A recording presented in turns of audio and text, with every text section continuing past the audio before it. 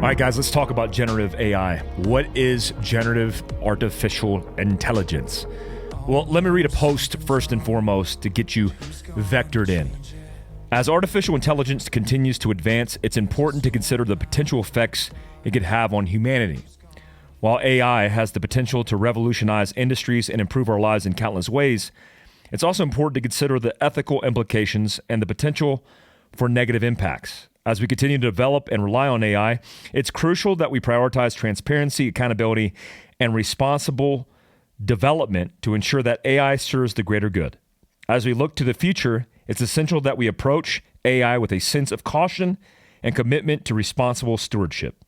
Hashtag AI, hashtag artificial intelligence. That's from my Instagram post. Now here's the catch. I didn't write that. The AI did. Generative AI is what it's called.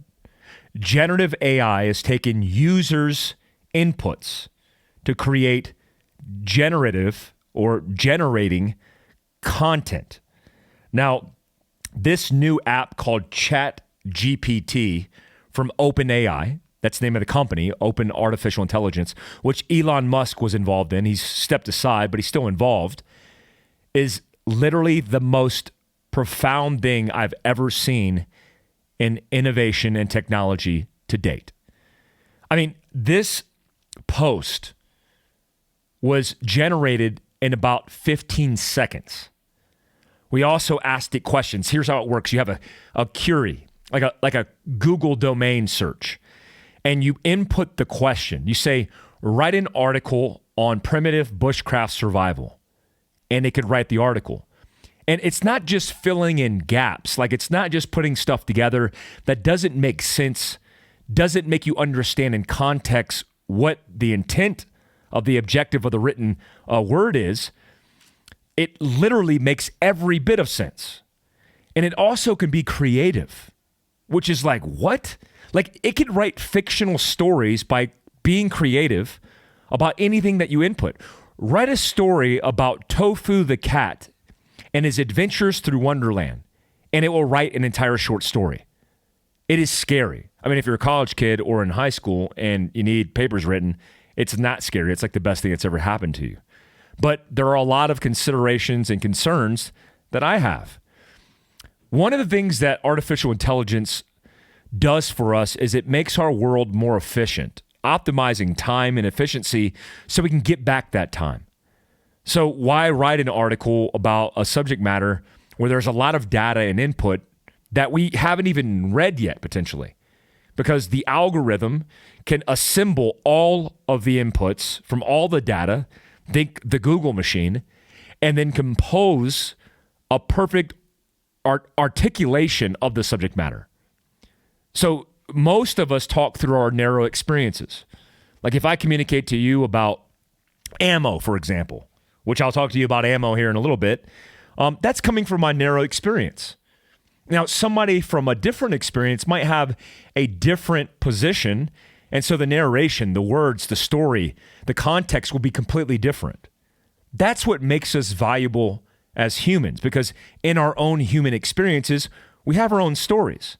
And it's interesting hearing other people's perspective on things because that's how we learn. I mean, everybody is a culmination of everybody that they've learned from, right? It's that idea of sum of five, right? The five closest people to you, you are literally the composition, the culmination of all those people together. So 5 equals 1, it's you. But to have original ideas is not so original, not so normal nowadays. So this cuts all the time out to generate content. Why would this be super impactful? I don't know. If you write a blog, if you write news articles and you're trying to compose different types of information, if you write novels or short stories, kid stories, the algorithm could spit out probably a better story with less grammatical error than you can. Now, what does that mean for the future of AI, and can it get scary? Well, that was a post that I asked on writing an article about artificial intelligence. Remember, artificial intelligence is machine learning. It's adapting at the speed of input. And then, and likely that's wrong. Somebody who does ones and zeros would be like, Mike, no. It's more technical than that. Because it can also machine learn with the inputted data that's already in it, refining the picture constantly. So where does that evolution lead? Well, man, who knows? I mean, where does it lead when, here's what's funny. I put in, by the way, this has failed before. And the reason it's failed is because it was deemed racist or non-inclusive. So I said to it, because John Park was here, another Korean guy like me, and we said, hey, tell us why rooftop Koreans are superior to everybody else. And it gave us this big spiel that looks like it came from my HR rep about inclusion, about nobody's better than anybody else. Why does it say that? Well, probably because a Korean didn't put the input into the data, but because it's also driving based off of the algorithm that was created by a human being. So it certainly does have bias. So what I said to John is scary to me is, let's say the machine was learning based on statistics of how to elicit the most extreme violence that equaled violence and death or homicide. So these are statistics that can be analytically input, and then that's the metric that it uses to measure how it changes your behavior. So if the end goal of the algorithm is to have more output of murder, homicide, and violence, then how would it focus changing the narration to alter your behavior? It's what Twitter did during civil unrest. I mean, where troll farms of people, not machine learning, but people, we're generating all of this buzz, all of this traffic, and all of this emotion, driving people to the streets to commit acts of violence. So can you imagine a world where a machine learns of how to optimize that by using the key phraseology to elicit emotion and responses? And that's not hard to do, by the way. I mean, we do it just kind of not on purpose, not actively doing it. And we get people to hit the streets and burn down businesses and buildings and burn down people. Like, that is a strange and profound piece of technology that could certainly change the world in many good ways, but also alter the world in many bad ways.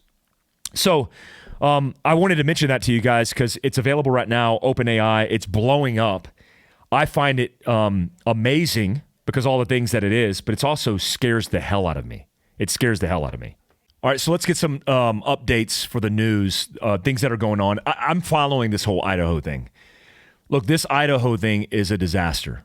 I mean, law enforcement officers often do the best they can with the resources they have, and inherently, there's the problem. If you don't have a lot of resources, if you're in a small town called Moscow, Idaho, where the last homicide was years ago, and you have a mass murderer who killed 4 innocent people in their sleep with a straight-edge blade, and we don't have a suspect by now, the odds of them tracking down a suspect are not great.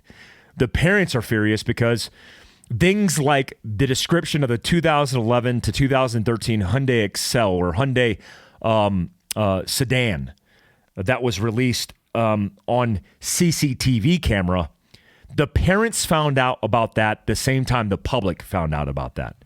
Now, if you're into communications, if you understand best protocols and practice, especially for the victims' families, you know that you would be communicating to the families about certain things, including information that could lead to the suspect or the killers being identified through evidence. And you wouldn't want to report that information until the family is notified.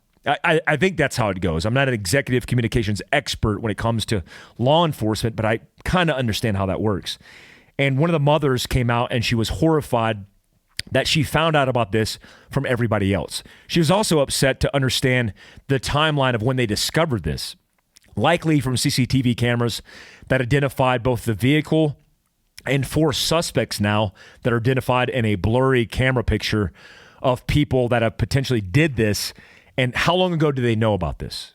How long ago was this discovered, and how long did they sit on this information until it was released? Now, it's like a duck hunt trying to find this white vehicle which I told you last podcast, it was like trying to find a white Corolla in Afghanistan. Good luck with that. Every taxi cab is a white Corolla, but also these four suspects. Now imagine if these 4 suspects were involved. That's the best case of solving this murder that we have to date, because one person keeping this to themselves is difficult enough, let alone 4 people who potentially know something and are telling everybody around their circles, running their mouths, feeling anxiety, feeling like they need to get this off their chest. There might be a break in this case, I hope, because of that.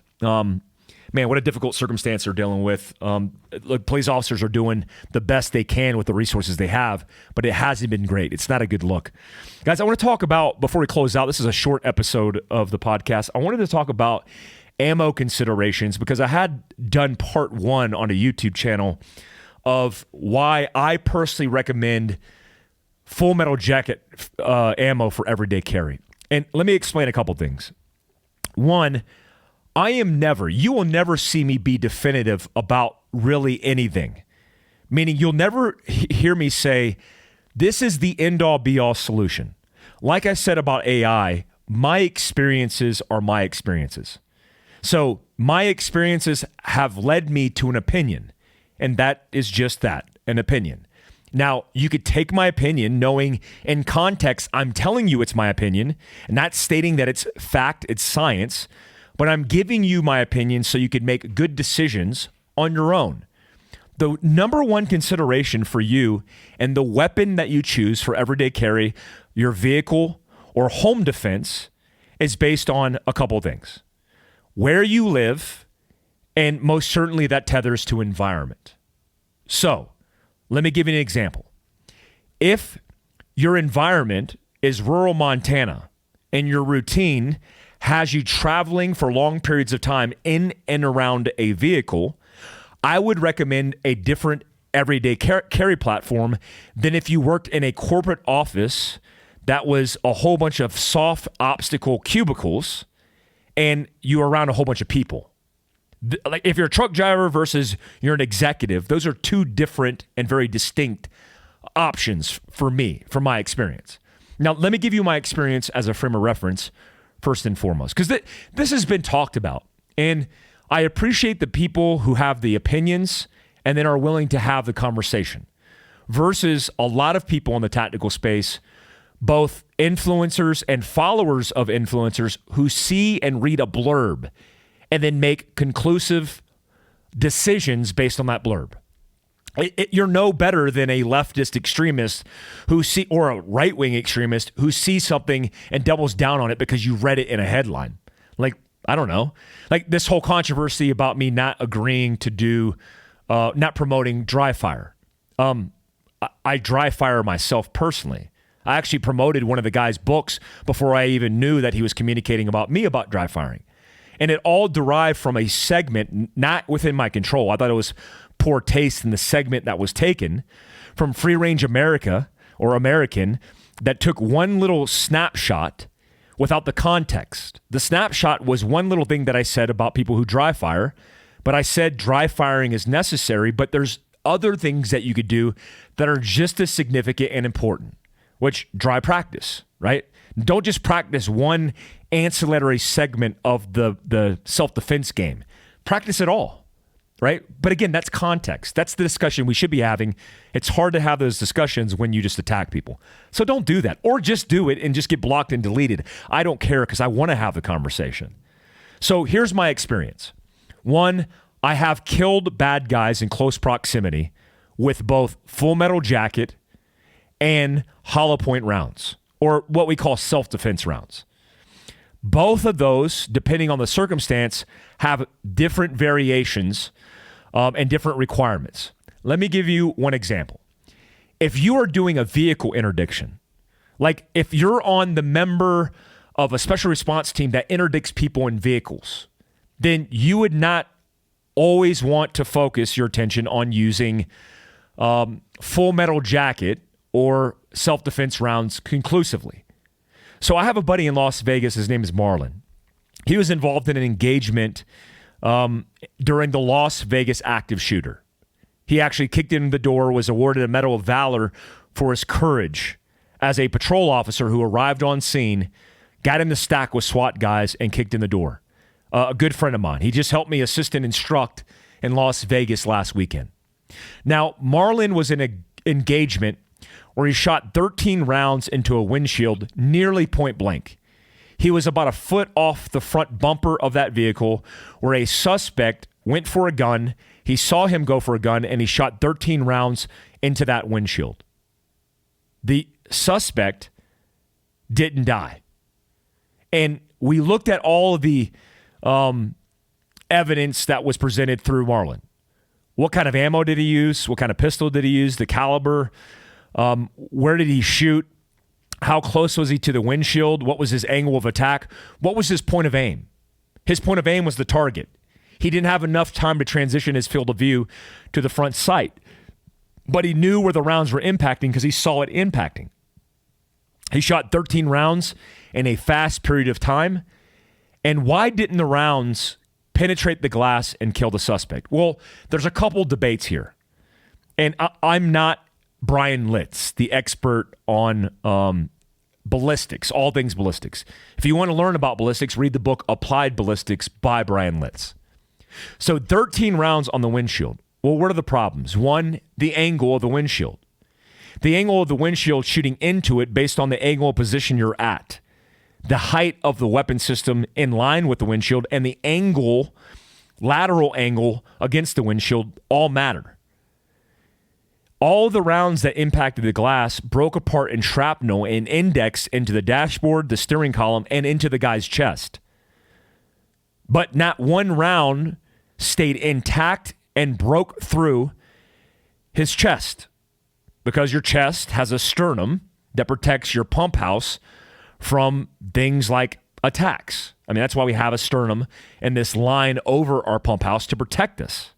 So it did a very effective job ancestrally of protecting him, even in a modern era where you have to survive. Now, the shots and their impact could have been higher because rounds that impact from outside in will typically deflect down following the path of perpendicular resistance. Meaning if the windshield is like this and it impacts, this is why I like you guys watching me on YouTube versus the podcast. If it impacts this way, it's going to pitch likely up and go down. Or if you're shooting from the inside out, as a better understanding of it, it's likely to go high. But again, that varies. The variables are, what is the distance of the front end of the barrel to the windshield, the caliber of the bullet, foot-pounds of energy, muzzle velocity, all those things matter. Even the barrel twist of the rifle or the weapon system matter. So it's been my experience that just saying hollow point ammunition or self-defense ammunition is the solution for everyday carry, that's flawed. The reason it's flawed is because I have shot people point blank range, the barrel of my gun touching them, and the gun or the bullet has gone through them like butter, like a laser beam.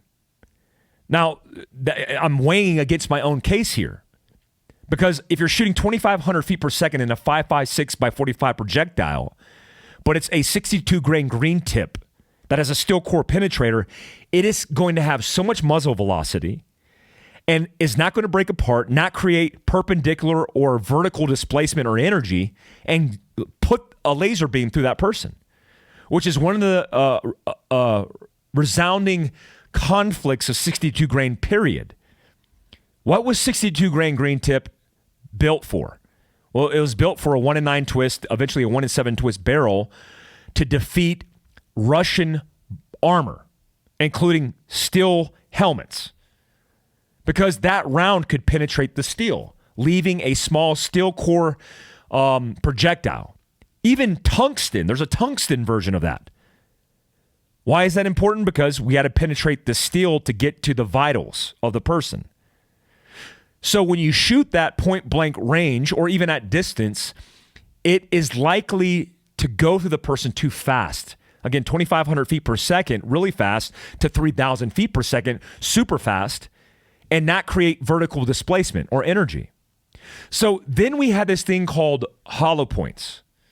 And the idea with hollow points originally, and the intention, was if we serrate the round, we create vertical displacement of pieces of shrapnel breaking apart into the body. But that always didn't mean that we were going to have enough energy retained to put the bad guy down. So we needed bonded or synthetic material to hold the round together. Because if we hit an obstacle or we hit a person and it displaced enough energy going this way, but it held the integrity of that round together, then it would create cavitational damage, completely taking out the bad guy. So when I was in task force, we went to 70 grain Barnes, the brown tip. And I was on I talked about this before, but I was on a vehicle interdiction with Jamie Caldwell. And the guys pulled out with a Gerber the round, and it didn't overpenetrate the bad guy. So now we had overpenetration with full metal jacket, and you call it steel core penetrator, very unique at 62 grain green tip. And then we had the perfect balance of that with synthetic bonded ammunition. Now let's take it back and talk about self-defense and everyday carry as an individual.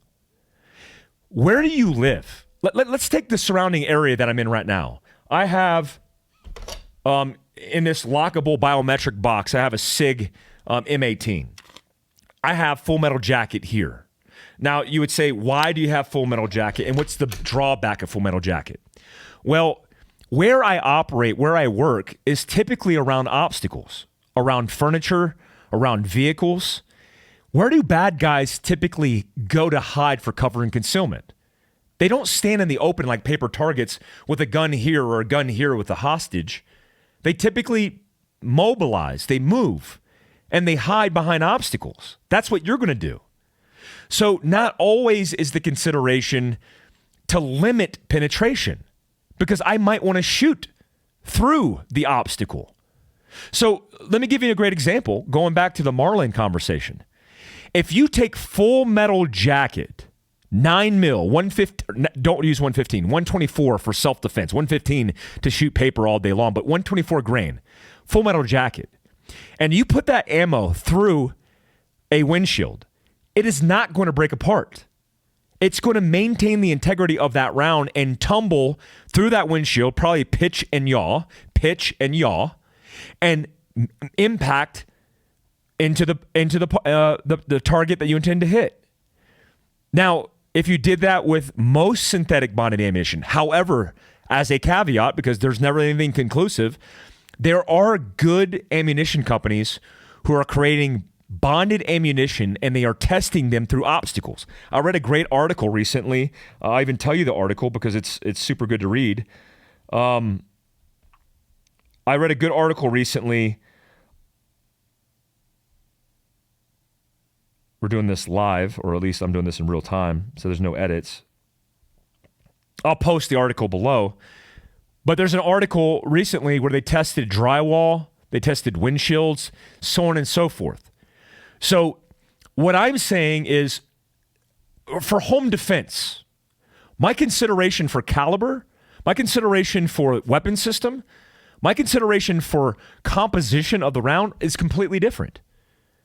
Right? I don't want to overpenetrate a person in my home, especially when that person could be standing in one room and in the adjoining room could be my child, right? Because I have two children in two different bedrooms. So I might use a synthetic bonded round. Also, self-defense even outside of the home, potentially taking a position over my second story, looking down into the foyer of my home. If they're trying to penetrate the front door, what good would that 9 mil synthetic bonded ammunition do? Not much, because it's solid oak. Now, I could have some kind of effect, but it wouldn't be as effective if I had full metal jacket in 308 or 30 cal, 7.62 by 39. So I have different weapon systems depending on the situation. Guys, when I was in special operations, I used to carry a magazine of green tip and then a magazine of Barnes. And usually I had 70 grain Barnes loaded up in my weapon system. Why? I mostly did CQB. But if I was on a rooftop engaging a vehicle, which has happened a lot of times in my military career, I can go to green tip if I had to, in a TAC reload really fast, and then get and affect that car. But that bonded ammunition potentially isn't going to have the same effect as that green tip. Hell, I used to have a bagged out 308 or a bagged out 300 Win Mag. Why? Well, I got options. So what I'm saying is a lot of the idea of choosing a round as being an end-all be-all solution is the same ideology of having the one pistol. I get asked a lot, Mike, what's the one pistol that you carry every day? And I would say it depends. It depends on my pattern of routine. It depends on where I'm going in the country, which dictates the environment. And it depends on what I'm doing. Your everyday carry consideration should be very different from the consideration for inside your vehicle. Here's proof in the concept. We tested, look, I'm doing a level 2 in San Bernardino, California, which is vehicle dynamics, barricades, and obstacles. We show the consumer, we show you, the student, exactly what different rounds do on targets. If you take a self-defense serrated hollow point round and you sit in the seat and you shoot a round through your windshield, you will be feet over the point of aim that you intend to hit. Even a target right off the hood of the vehicle, a bad guy target. Point of aim, boom, it hits high. Now, the variables on that aren't consistent because it depends on the angle and how close you are to the windshield. What I'm saying is you won't even hit the target. But if you take 9mm ball, you actually will hit the target. Guys, I teach this for a living. I'm not blowing smoke up your ass. Feel free to test it. I will even go to the range for you to show you.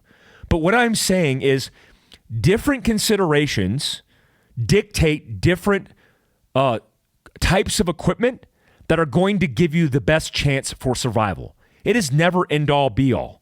It is never, this Glock 17 or this Glock 19 with this ammunition. And you've never heard me say, guys, do this. That's the only way. Because that's never the case. If any person stands on a platform and says, you don't know what you're talking about, this is the way you do it, you have no idea what you're talking about. Tactics, equipment, and this thing that we're talking about should always be an open forum for discussion. And we should be able to grow and evolve that way. If there's a better way, show me. If you guys have a self-defense round that you're showing that it's maintaining the integrity of that round and not over-penetrating targets, let me know.